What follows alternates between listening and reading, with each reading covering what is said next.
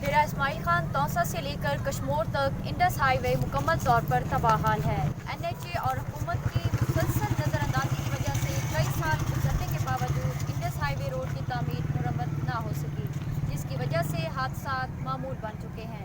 آئے روز حادثات سے کئی قیمتی جانوں کا ضیاع ہو چکا ہے، جس کی وجہ سے انڈس ہائی وے کو قاتل روڈ پکارا جانے لگا۔ ہمارے ساتھ اس وقت کچھ شہری موجود ہیں، ان سے پوچھتے ہیں۔ روڈ کی یہ حالت ہے کہ یہاں پر گڑھے پڑ چکے ہیں، اور جو روٹین بنی ہوئی ہے ٹریفک کی کہ جب بارش ہوتی ہے تو اس وقت کوئی حالت دیکھنے کی 5 سال تقریباً اس روڈ کو ہو چکے ہیں کہ کئی بار ٹھیکیدار آتے ہیں اور تھوڑا سا کام کرتے ہیں، پھر کوئی پیچز لگاتے ہیں، پھر چلے جاتے ہیں۔